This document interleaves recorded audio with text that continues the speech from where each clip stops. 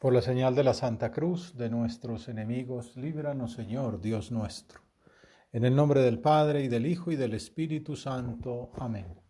Señor mío y Dios mío, creo firmemente que estás aquí, que me ves, que me oyes. Te adoro con profunda reverencia. Te pido perdón de mis pecados y gracia para hacer con fruto este rato de oración. Madre mía Inmaculada, San José mi Padre y Señor, Ángel de mi guarda, interceded por mí. Continuamos meditando sobre el ejemplo de San Juan Bautista, que es como una de esas figuras protagonistas del tiempo del Adviento. Y así como en el segundo domingo de Adviento meditábamos un evangelista sinóptico, este año ciclo B San Marcos, ahora consideraremos la figura que nos transmite el cuarto evangelio de San Juan, que resalta unas señales concretas del precursor: la divinidad de su llamada, que era testigo, testimonio de la luz, que era un instrumento divino para mover a la fe en el Mesías.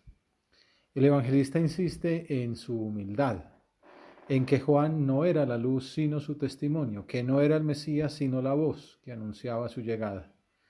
Y esta figura de San Juan Bautista cumple las promesas del profeta Isaías, que anunciaba la primera lectura de la misa. En el capítulo 61 dice el profeta: el Espíritu del Señor está sobre mí, porque el Señor me ha ungido.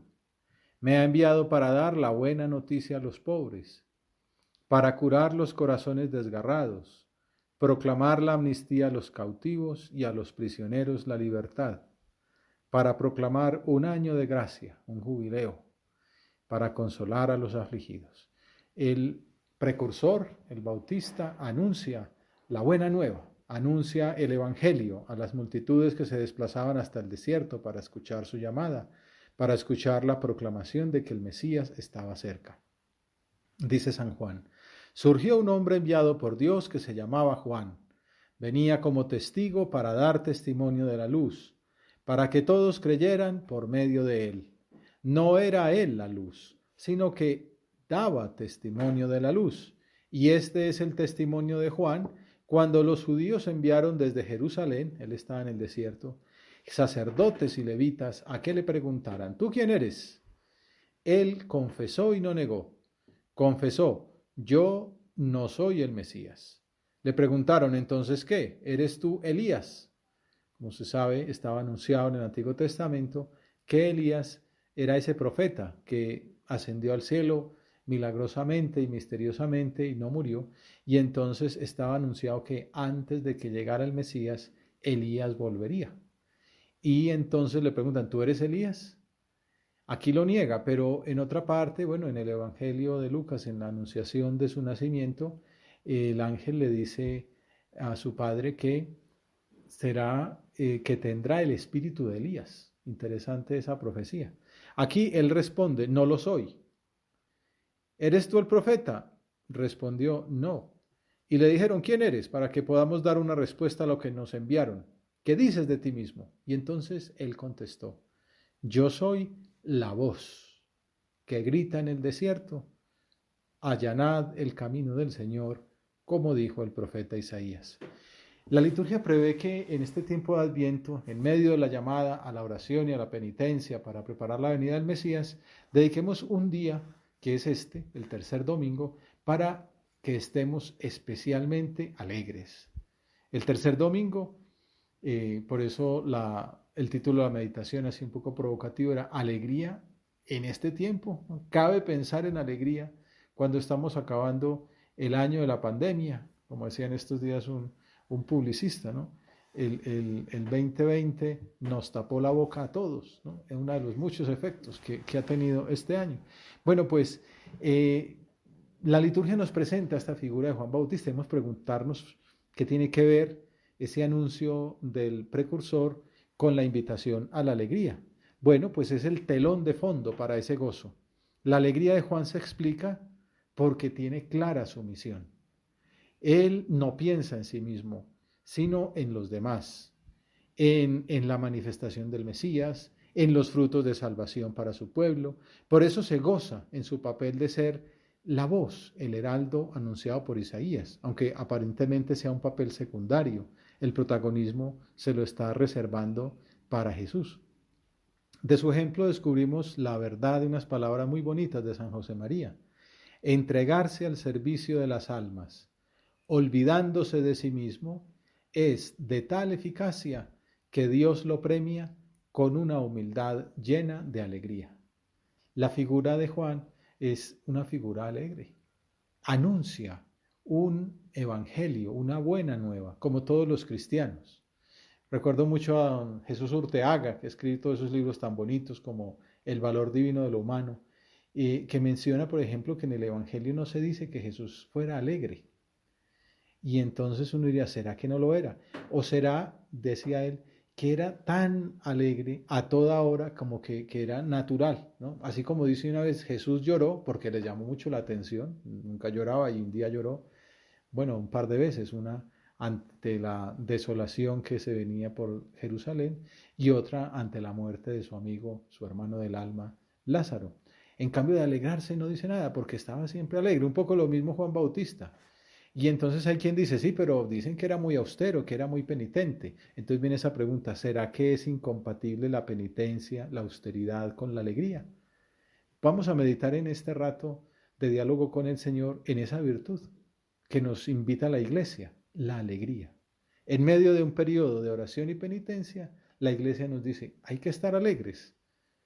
Entre los enviados, aquella zona desértica donde estaba Juan, había fariseos, que era como una secta de especialmente seguidores de la ley, y le preguntaron, pues si no eres el Mesías, si no eres Elías, ¿por qué bautizas? Si tú no eres tampoco el profeta. Y entonces la respuesta de Juan es, yo bautizo con agua en medio de ustedes, como veíamos hace 8 días. Un bautismo que no era el bautismo, el sacramento, que es el que instituirá Jesucristo después, en el nombre del Padre y del Hijo y del Espíritu Santo. De momento era simplemente una manifestación externa de una penitencia, de un deseo de cambio. En medio de ustedes hay uno que no conocen, el que viene detrás de mí, al que no soy digno de desatar la correa de la sandalia. Su anuncio es el motivo de la alegría que celebramos. La alegría del cristiano no es porque somos jóvenes, porque estamos sanos, porque nos ha ido bien en el año, porque tenemos dinero en el banco, no es esa la alegría del cristiano. La alegría del cristiano que celebramos es porque el Mesías ya llegó. Y es lo que dice San Juan, porque está en medio de ustedes. A nosotros se nos podría decir lo mismo. Jesús está en medio de nosotros, en el Evangelio, en los sacramentos, aquí lo tenemos en la Eucaristía, donde nos acompaña a diario. Está también en los pobres, en los necesitados, en los enfermos. Por eso la antífona de la misa del tercer domingo de Adviento invita desde el primer minuto a la alegría. Esta toma de la carta que San Pablo escribe a los filipenses en el capítulo 4, curiosamente una carta que escribe desde la cárcel, encadenado, donde uno podría decir, si se encierra en sí mismo y en sus dolencias y en su abandono y en su traición, pues es para estar sufriendo con justa razón. Pero mira lo que dice, alégrense siempre en el Señor. Se los repito, alégrense. Este es el domingo del alégrense, el gaudete. El Señor está cerca. La liturgia repite con frecuencia estas palabras a lo largo del Adviento. Ya empiezan a salir en la misa con mucha frecuencia, en la liturgia de las horas. Dominus propi, el Señor está cerca. Y podemos recordar una reflexión de Benedicto XVI, muy profunda como todo lo suyo, sobre el significado de una oración similar y también muy repetida en estos días. El Señor viene, el Señor está cerca, el Señor viene. Y dice Benedicto XVI que es una expresión tan sintética y que contiene una fuerza de sugestión siempre nueva. Por ejemplo, invita a que nos detengamos a pensar que no usa el pasado, no es Dios vino, Dios ha venido, no es tampoco el futuro, Dios vendrá, es el presente, Dios viene, el Señor está cerca. Como podemos comprobar, se trata de un presente continuo. Dios viene, como siempre está viniendo, una acción que se realiza siempre. Está ocurriendo, ocurre ahora y ocurrirá también en el futuro. En todo momento Dios viene. Y entonces es lo que el Adviento nos invita a considerar, a que tomemos conciencia de esta verdad y a que actuemos en coherencia. Es como una llamada saludable que se repite con el paso de los días, de las semanas, de los meses. Despierta. Recuerda que Dios viene. No ayer, no hace 20 siglos, no mañana, hoy. Ahora Dios viene. Es un Padre que nunca deja de pensar en nosotros y, respetando siempre nuestra libertad, desea encontrarse con cada uno de nosotros, desea visitarnos. Viene porque desea liberarnos del mal y de la muerte, de todo lo que impide nuestra verdadera felicidad. Dios viene a salvarnos. Entonces, la venida del Señor no nos asusta, todo lo contrario, nos alegra, porque tú, Señor, vienes a salvarnos. Por eso la Navidad es un tiempo de alegría. Por eso rezamos en la oración de la misa de mañana: oh Señor, que contemplas como tu pueblo espera con fidelidad la fiesta del nacimiento del Señor, concédenos llegar a la alegría de tan gran acontecimiento de salvación y celebrarlo siempre con solemnidad y con júbilo desbordante. La celebración del nacimiento de Jesús nos recuerda que el cristianismo es una religión alegre. En estos días recordaba un escrito de un teólogo católico que se acordaba de una conferencia que tuvieron con un famoso obispo en Roma, y entonces pues todos los seminaristas del seminario estadounidense allí, el colegio americano, entonces a ver qué les decía, y entonces les dijo, pues les voy a pedir un favor, y es que cuando vayan por la calle, pues van vestidos de sacerdotes o con su clergyman, por favor sonrían. Esa era como la gran idea. Ellos estaban esperando una gran elucubración teológica. La gran idea era que se note que el cristianismo es la religión de la alegría. El Evangelio comienza y termina con ángeles invitando a la alegría por la encarnación de Jesús. Veíamos en la Inmaculada Concepción: alégrate María, le dice el arcángel Gabriel, y por su resurrección y su ascensión al cielo. Por eso el Papa Francisco nos recuerda que la clave de nuestro testimonio es el Evangelio de la Alegría. Evangelii Gaudium, así se llama su documento maestro para que explica todo el magisterio suyo. Y también por eso insiste en que no se puede anunciar el Evangelio con cara de funeral. ¿No? Es una expresión muy gráfica, ¿no? Hay que anunciar el Evangelio contentos, alegres, ¿no? Con una sonrisa. Porque si sabemos que Cristo redimió el mundo con su encarnación, lo miraremos con espíritu positivo. Sin ingenuidades, resaltaremos lo agradable, veremos el vaso medio lleno, ¿no? Es la famosa pregunta, ¿ves el vaso medio lleno, medio vacío? Dicen que los banqueros lo ven medio suyo, ¿no? Pues bueno, nosotros lo vemos medio lleno, con optimismo sobrenatural. Y no seremos de aquellos cristianos que criticaba a Nietzsche, el filósofo, no el grupo musical, que decía: deberían cantarme cantos mejores para que yo me decida a creer en su Salvador. Sería necesario que sus discípulos tuvieran más aspecto de gente salvada. Es muy, muy irónico, ¿no?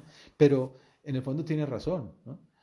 Tener aspecto de gente salvada. Nuestra cara tiene que mostrar que Jesús murió por nosotros, que cantemos cantos mejores, que estemos alegres. Por eso nos dice San Pablo y nos repite la iglesia: estén alegres. Se los repito, estén alegres, porque el Señor está cerca.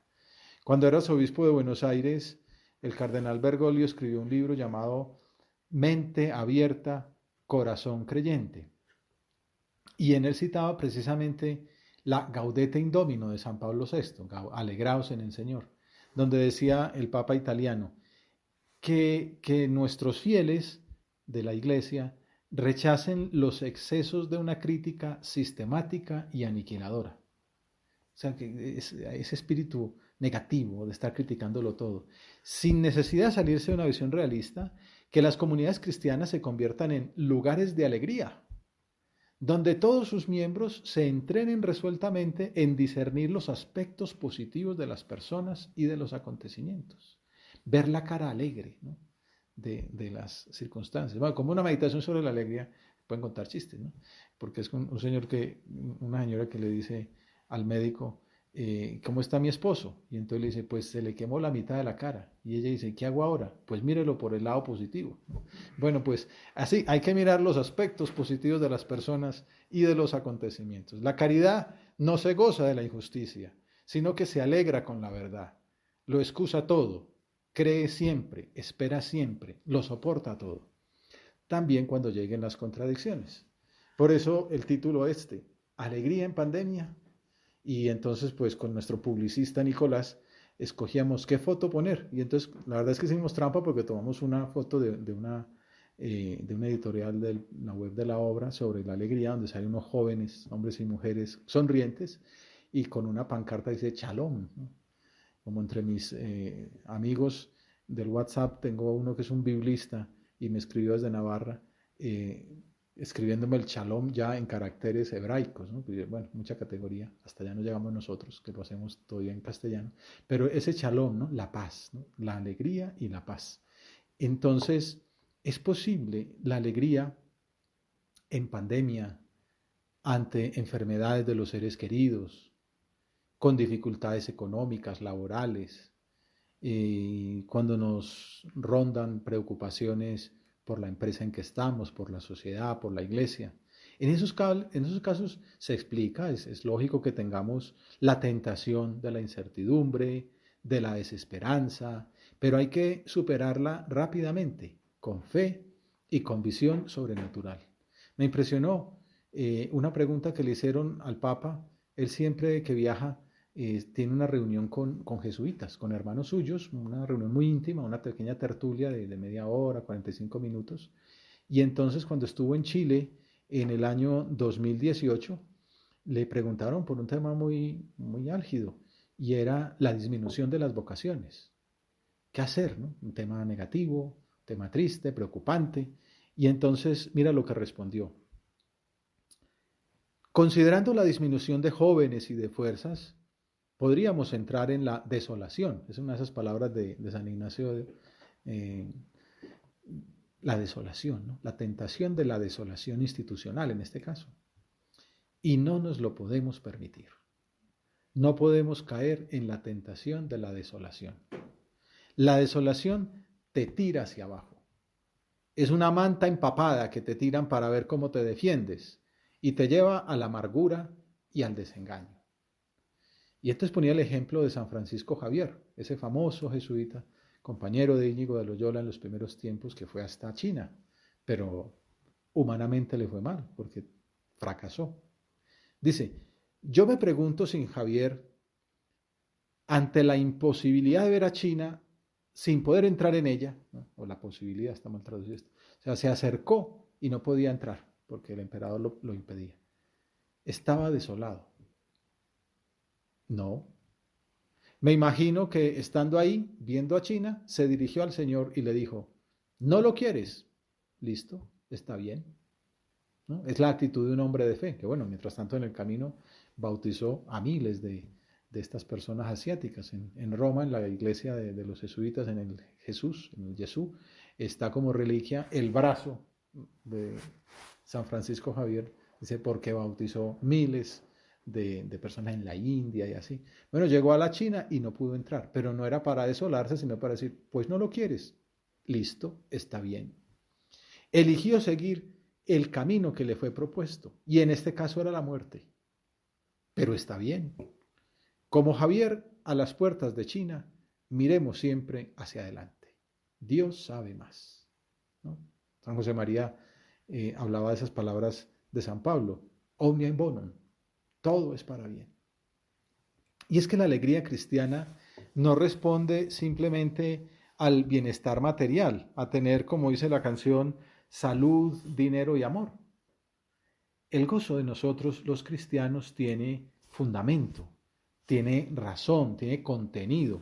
Se basa en que sabemos que Dios es nuestro Padre. Esa es como la base inicial, ¿no? La filiación divina. ¿Cómo voy a estar triste si Dios es mi papá? Ayer terminamos de ver aquí una serie muy famosa que está de moda pues en todo el mundo de un ajedrecista que está metida pues en, digamos que está perdiendo la partida de su vida con drogas, con alcohol, etcétera, ¿no? Y el último episodio muestra, hay que hilar muy fino y hay que tener perspectiva. Hoy estuve leyendo ya la novela original y no sale nada de esto. O sea, yo me imagino que los productores tienen que haber un hombre muy buen cristiano con mucha perspectiva para mostrar lo que mostró. Y es que esta mujer está en el momento tan malo, baja como al inframundo, dijéramos, ¿no? Que es donde aprendió a jugar ajedrez. Y mientras baja, va sonando el coro de las niñas huérfanas donde ella también se había criado, que están cantando una canción a María, Ave Maristela, ¿no? Un saludo a María, que es como una oración, ¿no? Haznos mansos y castos, por ejemplo. Y cuando entra suena muy feo, las niñas cantan desafinado, pero ya cuando va bajando suena una voz perfecta, melodiosa, como una oración. En el fondo es como si esa niña estuviera pidiendo a ella que perdió no una y no dos madres, ¿no? La madre original y la madre adoptiva, va encontrando una madre, la madre de Dios, María, a la que se dirige aquella canción de fondo. Y cuando cae allá al fondo, se encuentra la mesa donde aprendió a jugar con el conserje del sitio, aquel, que es una figura paterna. Eso lo vi esta mañana echándole cabeza. Claro, ella en el fondo pensaba que nadie la quería. Tenía razón para estar triste, tenía razón para llenarse de pastillas, de benzodiazepinas, para tomar todo tipo de licores, porque estaba sola, no tenía familia, no tenía quien la quisiera. Pero aquel volver al origen, aquel escuchar incluso en el Evangelio, porque asiste a un funeral, el funeral de este señor, las palabras del Evangelio, venid a mí los que estéis cansados y agobiados, y yo os aliviaré. Aquel escuchar que había una madre en el cielo a la que se podía dirigir, y aquel encontrar una figura paterna que tenía, spoiler alert, había un tablero con las fotos de ella, con las fotos de él con ella, o sea, un señor que en el fondo la consideraba su hija. Ese es como el giro que le hace ver, hay alguien que me quiere, hay un padre, hay una madre en el cielo y en la tierra termina descubriendo que tiene amigos que son como sus hermanos. Bueno, es muy cristiano aquello, y si eso que han pasado todo tipo de cosas en su vida, es muy cristiano aquel que en medio de ese sótano, de ese subterráneo al cual a lo que ha llegado a caer, emerge la vida, puede resucitar. ¿Por qué? Porque ha descubierto eso, que hay un padre, que hay una madre. Y el cristiano eso lo tiene muy claro. Tiene un padre, el padre que es Dios, el creador. Un padre que le ama tanto que envió a su hijo y por eso celebramos la Navidad. Y por eso la iglesia dice, ojo, Adviento muy bien que recen, Adviento muy bien que hagan penitencia, pero Adviento estar alegres, se los repito, estén alegres, porque Dios está cerca. Dios es su Padre, Dios envió a su Hijo, Dios los salvó, Dios los ama. Y por eso el Papa nos dice tanto, el Evangelio de la alegría. Vayamos por la calle, o como dice aquel obispo, sonriendo. ¿Y por qué? Pues no lo vamos a hacer a toda hora así, pero ¿por qué está sonriendo? Pues porque Dios me ama. Porque, ¿qué otra cara quieres que tenga sabiendo que Dios me perdona? Que Dios dio su vida por mí, que Dios está vivo, resucitó y que los voy a celebrar ahora en la Navidad. Nació para mí. Por eso San José María escribió gráficamente también que el gozo del cristiano no se opone al sufrimiento. Porque bueno, estamos alegres porque Cristo nos redimió. Y Cristo nos redimió muriendo en la cruz. Por eso esta mañana poníamos ahí en el Instagram del centro la alegría que da subir de nuevo a la cruz. También tenía los niveles de interpretación. Y era también una anticipación de la meditación. No es incompatible la alegría con la cruz. No es incompatible la alegría con la pandemia, con la preocupación, con la enfermedad, con el dolor, con el sufrimiento. San José María escribió gráficamente que la alegría tiene sus raíces en forma de cruz. Y resumía ese espíritu en una ejaculatoria que solía escribir todos los años en la primera hoja del ordo litúrgico que utilizaba. Con alegría, ningún día sin cruz. In letizia nulla dies sine cruce. Claro, es un tema interesante, ¿no? Porque a veces cuando uno no entiende esto, y esta es como la riqueza teológica de la alegría, es yo estoy alegre porque Dios es mi Padre, yo estoy alegre porque Dios me ama, yo estoy alegre porque me envió a su Hijo, y es lo que celebro en la Navidad. Pero ese hijo, para salvarme, tomó la cruz. Hay un villancico que le cantaba mucho San José María cuando estaba pequeño, de esa zona del Aragón español, donde se dice, mi Padre es del cielo, mi madre también, yo bajé a la tierra para padecer. Y en nuestro imaginario ya colonial de esta zona americana, hay una imagen muy bonita y es el niño dormidito sobre una cruz. Es bonita, tierna, pero al mismo tiempo dura, ¿no? Porque también es, uy, claro, yo bajé a la tierra para padecer. Otro spoiler en estos días, era hasta chistoso, una imagen de un pesebre pues medieval, de un cuadro muy bonito, tan clásico, de una adoración de los magos adorando al niño. Está María con José y en la pared hay un crucifijo. Entonces también decía, spoiler, ¿no? Diciendo, claro, ahí en el pesebre ya está el crucifijo. Yo bajé a la tierra para padecer. Y ese es el motivo de la alegría. No es masoquista, sino decir, Jesús nos redimió por el dolor, por el sufrimiento, por su muerte en la cruz. Y nos muestra que ese es el camino. Y por eso en el Adviento, pues hay penitencia, y por eso en el Adviento hay oración, porque no se contraponen, no es o, o hago penitencia o gozo. No, es que son las dos cosas, gozo y hago penitencia. Veo el mundo de un modo positivo porque Dios lo redimió, pero también lo reconcilio con Dios y cargo sobre mis hombros, como dice San Pablo, lo que falta de la cruz de Cristo. Tengo la cruz de Cristo como en la circunferencia de mi cuerpo, como que cargo esa cruz, cargo lo que falta por padecer por el cuerpo de Cristo que es la iglesia. Y padezco con gozo, entre comillas, con el gozo sobrenatural de decir lo que pasa con todo enamorado, con una madre que padece. Juan Pablo II pone el ejemplo de un soldado que también padece por su patria, o de una persona dedicada a la iglesia que por servicio a Dios y a las almas también sufre, o hace sacrificios, deja su tierra o deja su casa. ¿Para qué? Pues para extender el reino de Dios.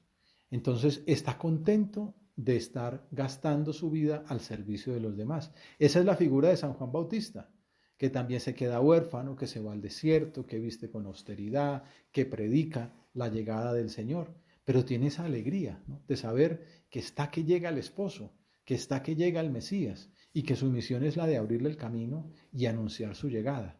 Nosotros somos un poquito Juan Bautistas, nosotros también somos precursores, tenemos que ir abriendo el camino para que Jesús entre a las almas de sus amigos nuestros. Y tenemos que estar felices de que el Señor quiere contar con nosotros. Qué vocación tan maravillosa, qué regalo tan grande. Por eso lo de olvidarnos de nosotros mismos, olvidarnos de nuestros problemas, olvidarnos de nuestras contradicciones, todas las tenemos, superarlas rápido para pensar en Dios y por Dios en los demás y pensar cómo servirles. Y entonces este es el tiempo de alegría también en ese sentido, porque es el tiempo de servir más.